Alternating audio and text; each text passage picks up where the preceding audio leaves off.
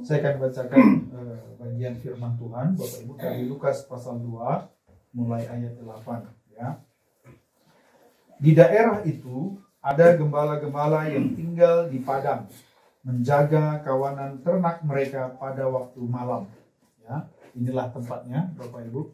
Jadi, para gembala itu siapa? Para gembala itu adalah orang-orang upahan, orang Bethlehem yang kemarin kita menginap. Mereka ini adalah orang yang miskin, gak ada uang, gak ada apa-apa.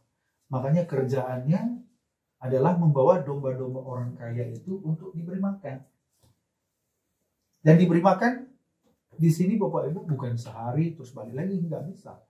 Karena kadang jauh sampai ke Padang Efrata dan jaraknya juga lumayan ya Bapak Ibu. Jadi kadang mereka seminggu 2 minggu di sini baru pulang lagi ke Bethlehem. Kemudian dikasihlah bayaran sedikit. Mereka orang-orang yang tidak dianggap, ya, orang miskin. Mungkin juga kalau dia balik ke Bethlehem masih bau ya. Jadi orang kadang kalau udah lihat domba lewat, ketemu sama gembala, mungkin juga orang gak mau dekat-dekat gitu ya, mungkin bau. Ya.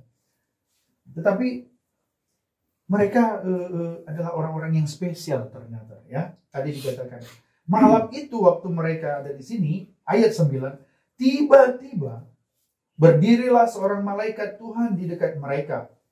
Dan kemuliaan Tuhan bersinar meliputi mereka. Dan mereka sangat ketakutan. Ya, Bapak Ibu. Tuhan memilih biasanya orang-orang yang rendah hati. Memang tidak selalu ya Bapak Ibu. Miskin itu orangnya rendah hati. Tidak selalu. Tetapi biasanya kalau orang miskin itu lebih gampang rendah hati. Betul? Betul? Karena nggak punya apa-apa. Mau disombongin apa gitu kan? Orang kaya cenderung sombong. Tapi apakah tidak ada yang rendah hati? Ada juga. Tetapi kecenderungannya sulit. Karena sudah punya mungkin tabungan, ya kan, deposito, ya kan. Rasanya nyaman. Rasanya ya nggak perlu harus setiap pagi doa Tuhan mau makan apa gitu kan. Nah, dan Tuhan memilih mereka. Ingat kemarin kita di Nazaret. Tuhan memilih desa yang paling miskin dan keluarga yang paling miskin. Maria dan Yusuf.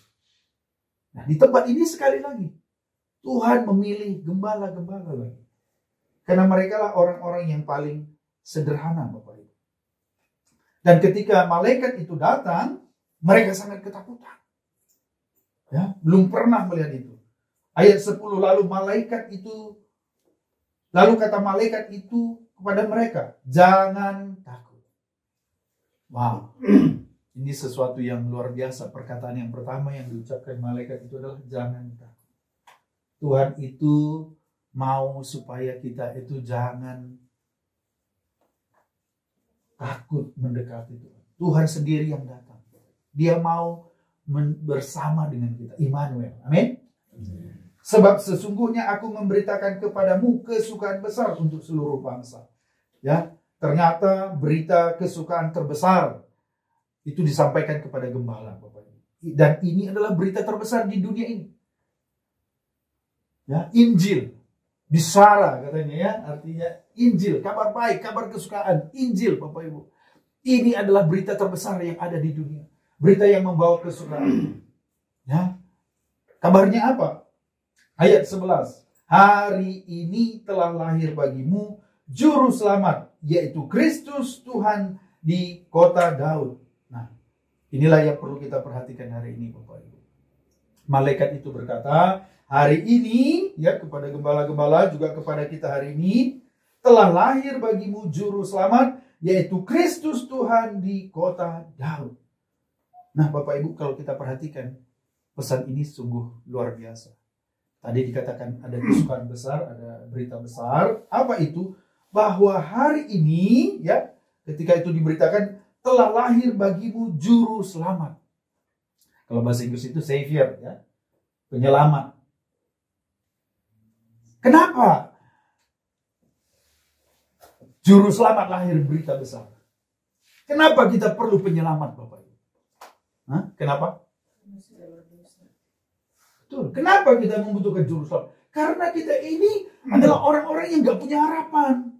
Kita ini adalah orang-orang yang terbuang. Kita ini orang-orang yang akan masuk neraka. Kita ini orang berdosa, nggak bisa kita keluar dari dosa kita sendiri.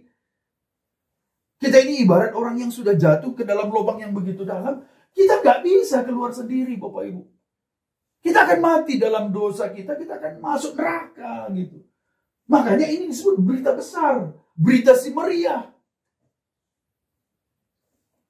Inilah kabar terbesar di dunia ini. Bahwa sudah datang juru selamat yang akan menyelamatkan kita dari dosa kita. Yang akan membawa kita masuk surga. Tidak ada berita lebih besar dari ini, Bapak Ibu. Kalaupun kita dapat hari ini 1 triliun. Mungkin kita senang. Senang lah ya. 1 miliar aja senang banget gitu. Tapi tidak lebih besar dari kabar bahwa telah lahir bagi kita juru selamat. Sebab kalaupun seandainya kita punya harta sebanyak apapun, bahkan firman Tuhan katakan, Yesus kata, bahkan seandainya engkau memiliki seluruh dunia, tapi kalau jiwamu hilang binasa, apa artinya ini semua?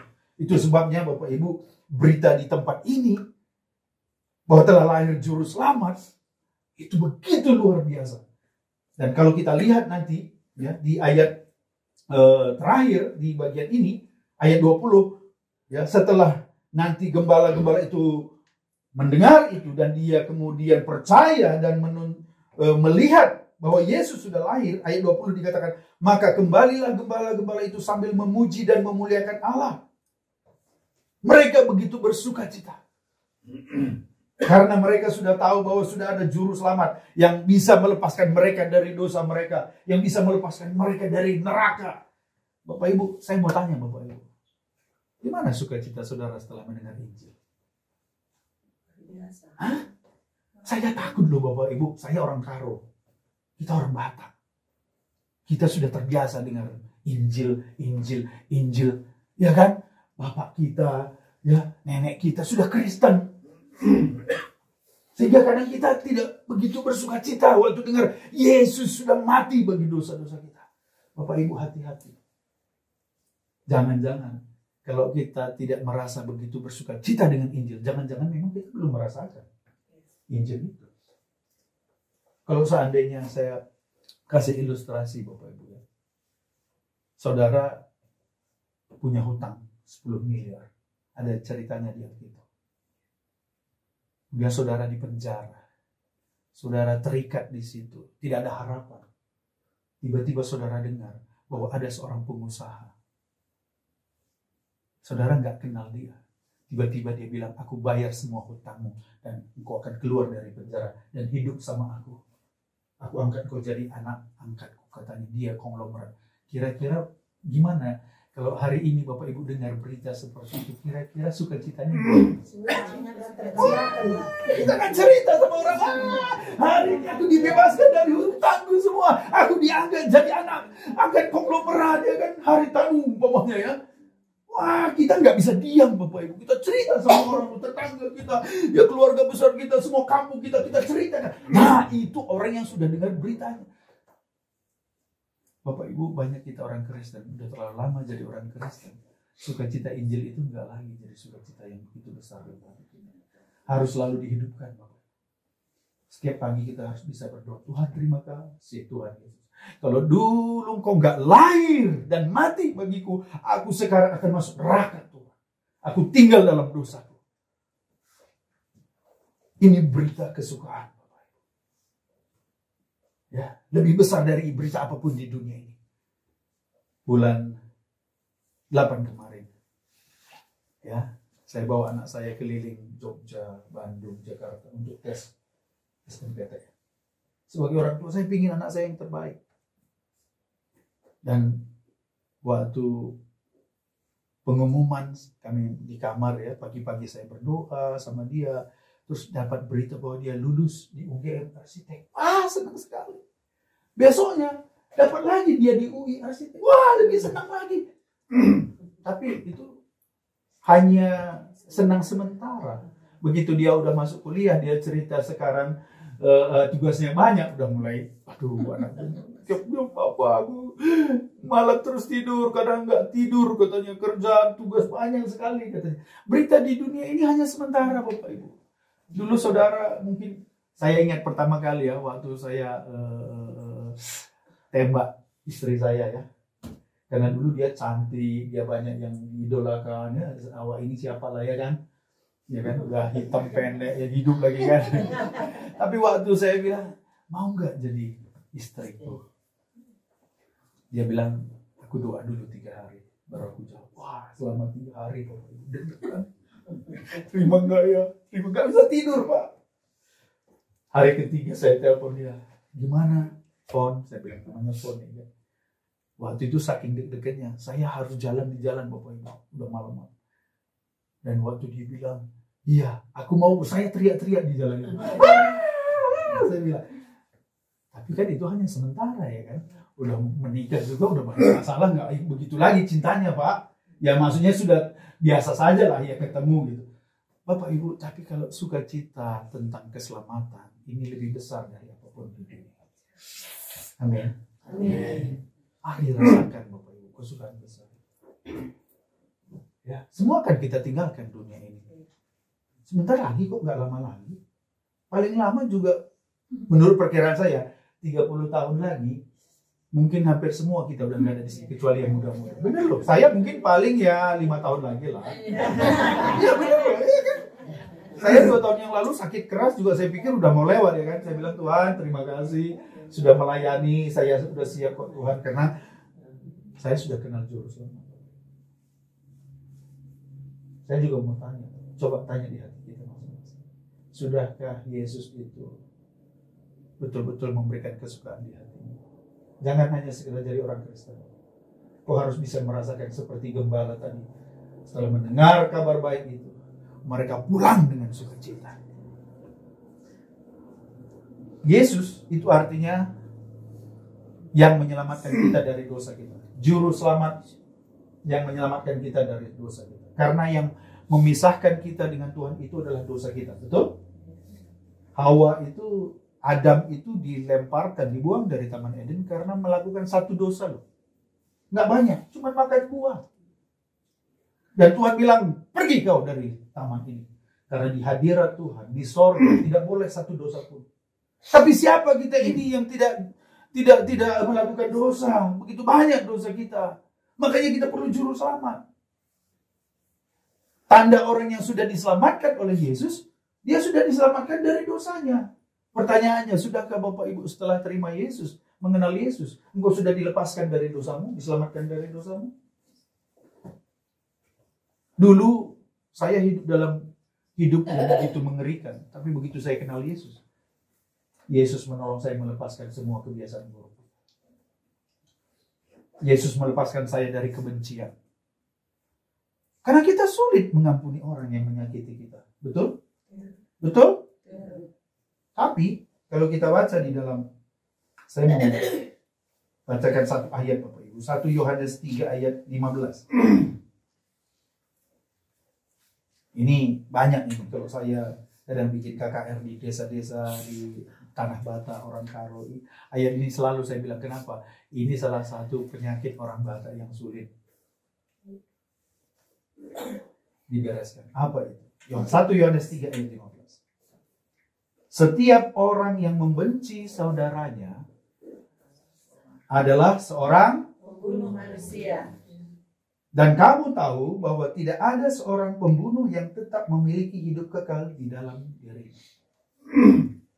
Sekarang saya mau tanya, Inang, Amang, itu masih adanya kau benci seseorang? Ada nggak saudara masih membenci seseorang yang belum saudara bisa ampuni? Pak Pendeta, Bapak nggak tahu sakit kali hatiku begini tolong. Edaku, ibuku sakit kali, apalagi Togu itu waktu bagi harta kami.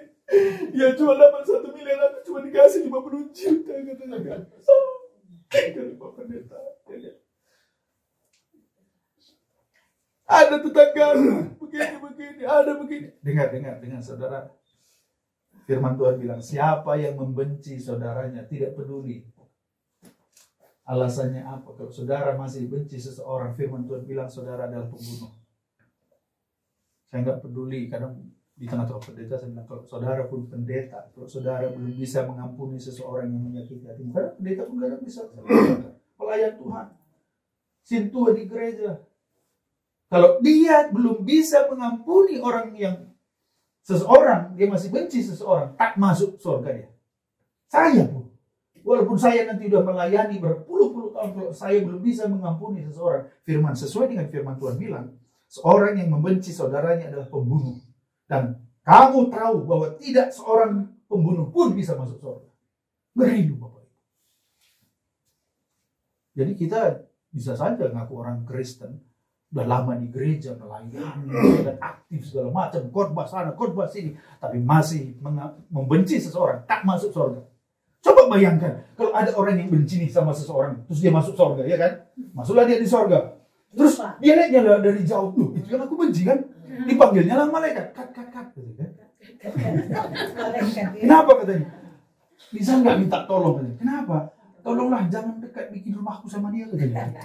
Terus tiap kali kita coba lewat dari sini, bukan surga lagi namanya itu, ya kan? Surga itu tempat orang yang saling mengasihi. Amin. Makanya dengar saudara, saya mau tanya, makanya pertanyaan, apakah saudara masih membenci seseorang? Ini benar. Karena kalau saudara belum bisa mengampuni orang itu, walaupun dia menyakiti hatimu, saudara nggak bisa masuk surga. Iya, tapi Pak Pendeta aku nggak bisa, sakit kali kurasa, makanya perlu juru selamat. Memang kita ini nggak punya kasih Bapak Ibu, nggak bisa mengampuni orang, sulit kita mengampuni, nggak bisa memang, karena pengampunan itu hanya milik Tuhan. Kasih itu harus dari Yesus, makanya kita perlu juru selamat. Yang perlu kita akui adalah Tuhan, aku membenci seseorang. Aku mau mengampuni dia, aku nggak sanggup.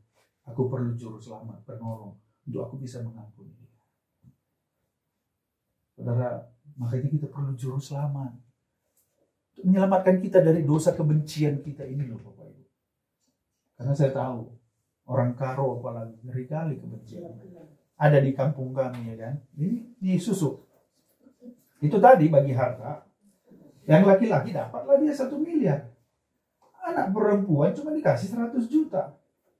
Mereka sebelahan. Begitu dapat yang 100 juta, dibangunnya temboknya kan.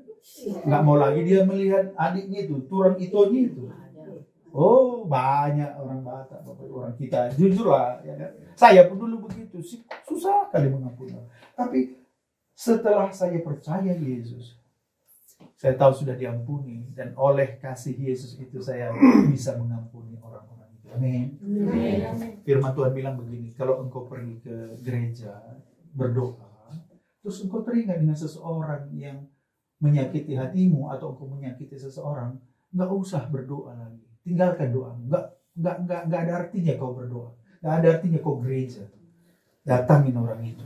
Eda, salah aku Eda.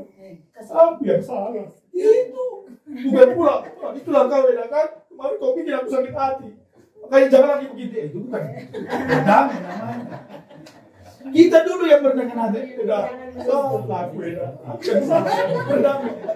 Bawa pula ikan emas ya kan. Beres langsung. Amin Pak. Itu mau kan? Oh iyalah. Ayolah anak-anak Tuhan, ya kan? Hati-hati ya, hati-hati. Jangan sampai nanti, ya saya harap semua nanti kita satu saat di sorga ketemu lagi Joy gitu, ketemu lagi gitu. Tapi kalau saudara nggak mengampuni, masih membenci sorga, nggak masuk sorga. Nggak jumpa.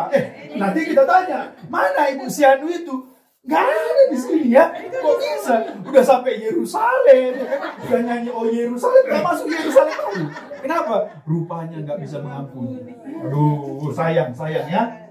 Pokoknya pulang dari sini Bapak Ibu. Kalau perlu, selesai nanti kita di hotel kan ada wifi, telepon langsung. Edan itu. Maafin lah itu. Berdamailah kita itu ya. Gitu dong.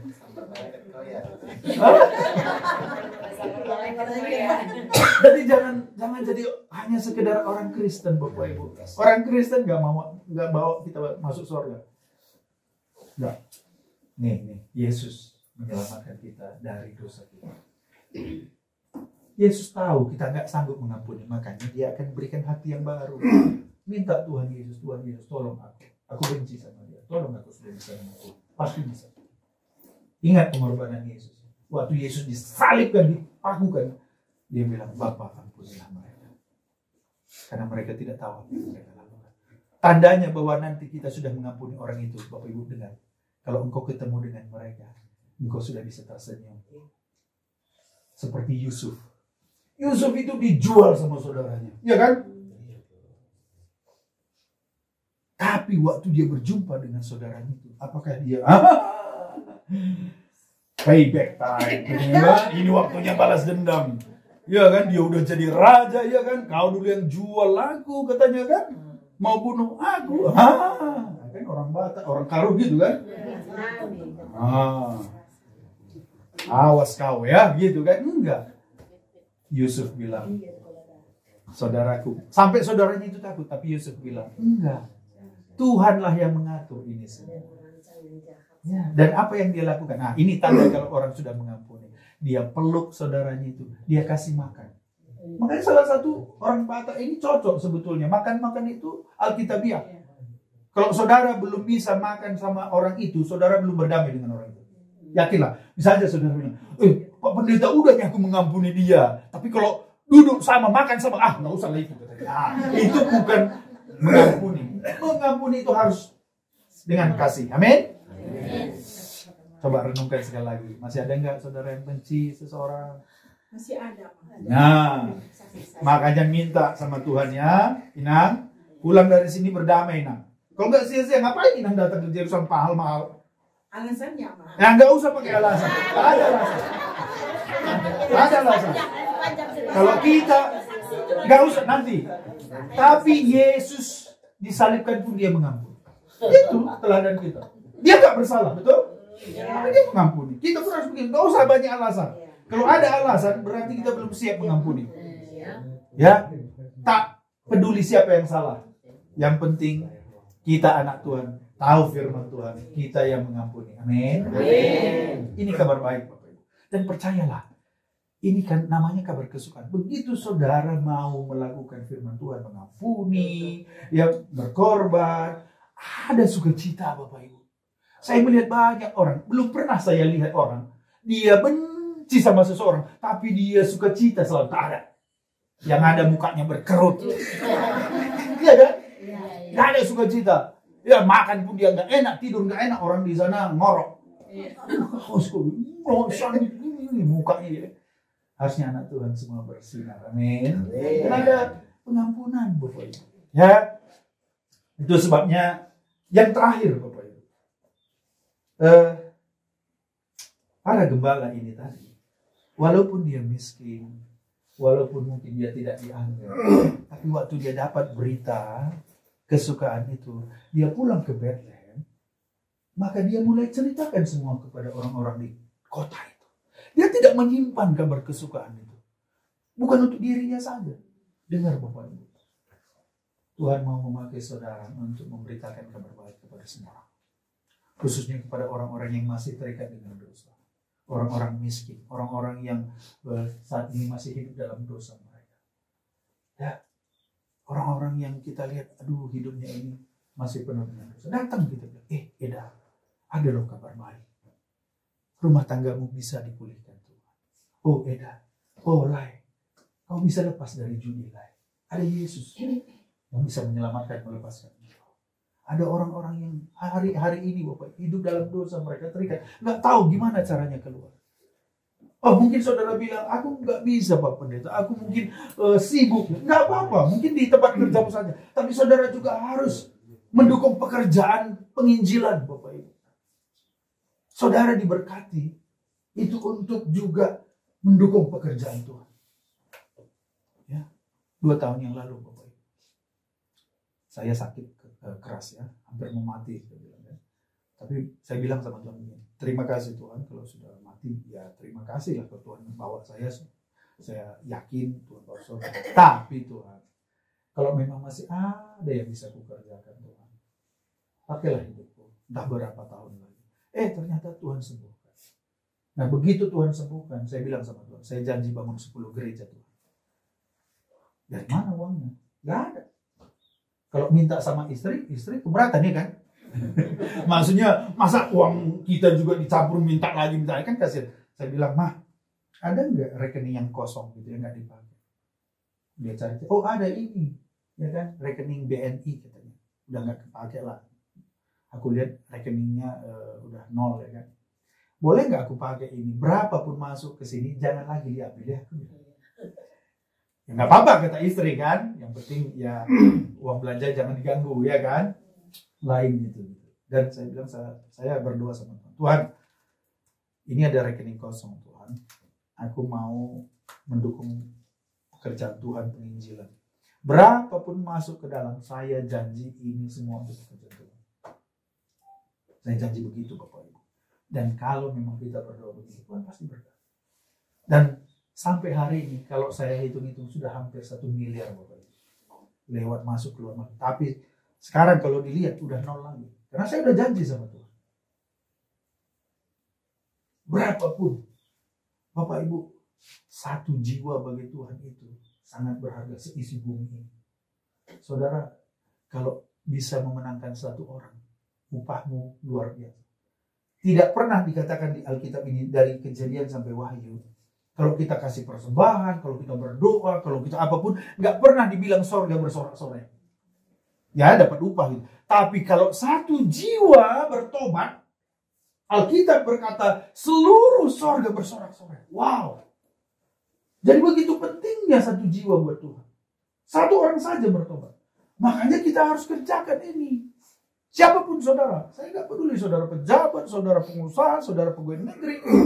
Saudara harus kerjakan ini supaya saudara dapat upah. Saya selalu bilang sama jemaat saya begini. Kami sebagai hamba Tuhan, tugas kami cuma 2. Yang pertama, memastikan saudara semua masuk surga. Amin? Sama. Saya juga memastikan saudara masuk surga. Gimana caranya? Serahkan hidupmu pada Yesus. Jadikan dia juru selamatmu.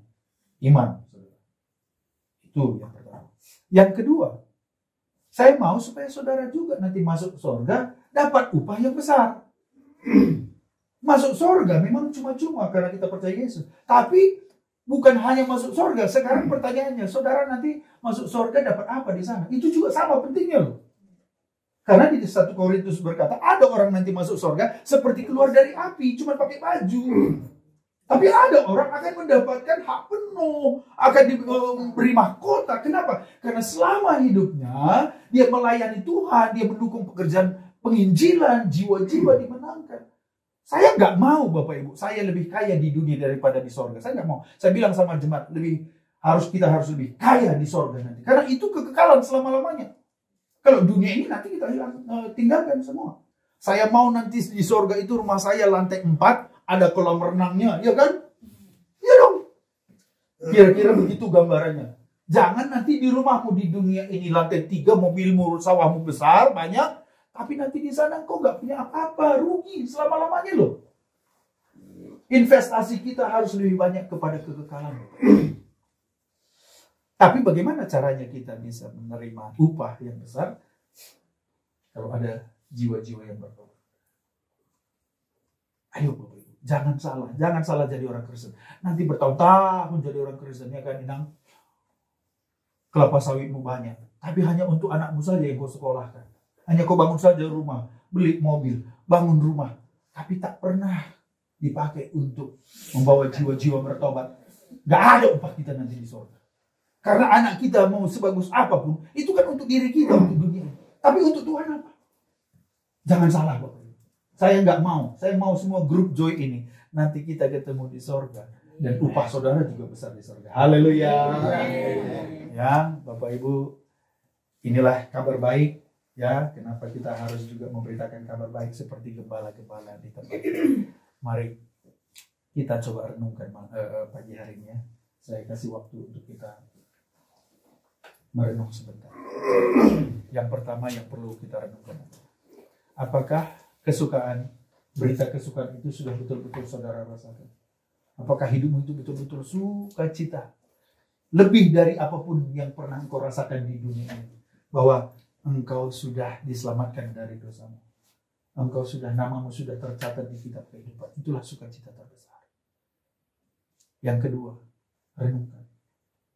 Jangan-jangan ada hatimu yang belum dipulih di jamah Tuhan. Masih ada yang kau benci seseorang. Kau belum bisa mengampuni. Hari ini katakan sama Tuhan Yesus, Tuhan, tolong aku supaya aku bisa mengampuni orang ini. Sebutkan di hatimu. Mungkin itu Itomu, mungkin itu siapapun, mungkin anakmu, mungkin suamimu. Karena kalau engkau tidak mengampuni, Tuhan juga kan bisa mengampuni engkau. Kalau kita tidak mengampuni, kita adalah pembunuh di mata Tuhan. Hari ini renungkan, Tuhan, ampuni aku. Kalau selama ini aku menyimpan kemarahan, kebencian, tolong aku, selamatkan aku, Tuhan. Dan perenungan yang ketiga, apa yang sudah kau lakukan? Apakah kau sudah mendukung berita kesukaan? Kau sudah cerita sama orang lain? Atau minimal engkau lakukan sesuatu untuk penginjil supaya kau menerima upah yang besar. Jangan salah, saudara. Tuhan Yesus di padang gembala, di tempat engkau memilih para gembala yang miskin, yang papa. Mereka menerima kesukaan besar. Orang yang miskin, kami juga hari ini dengan merendahkan hati Tuhan, mengakui ya Tuhan, kami adalah orang berdosa, banyak dosa-dosa yang selama ini mungkin kami lakukan Tuhan. Tapi hari ini kami mendengar kabar kesukaan di mana sudah lahir juru selamat yang mau mengampuni semua dosa kami. Sudah lahir juru selamat yang melepaskan kami semua dosa-dosa kami Tuhan. Hari ini di tempat ini juga Tuhan, kami juga mau mengampuni orang yang menyakiti hati kami. Kami tidak mau membawa sakit hati Tuhan, karena itu akan menghalangi kami menerima berita kesukaan ini. Di tempat ini kami mengampuni semua orang yang menyakiti hati kami, yang mungkin selama ini kami tidak bisa berdamai ya Tuhan. Hari ini di dalam nama Yesus Tuhan, kami mengampuni orang itu Tuhan. Kami mau berdamai dengan orang itu Tuhan. Kami tidak mau membenci orang itu Tuhan.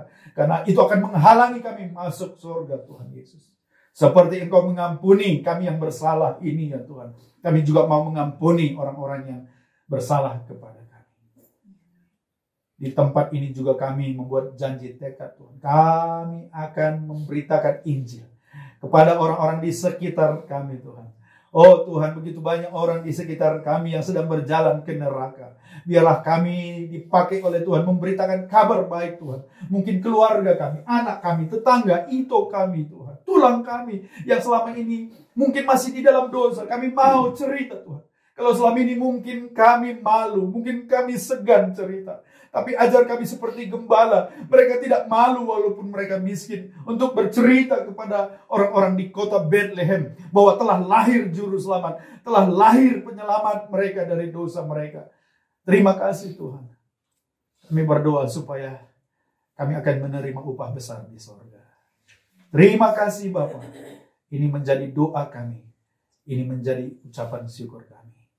Dalam nama Tuhan Yesus Kristus. Haleluya. Sama-sama kita katakan amin. Terima kasih, Tuhan memberkati. Bapak Ibu bisa foto-foto.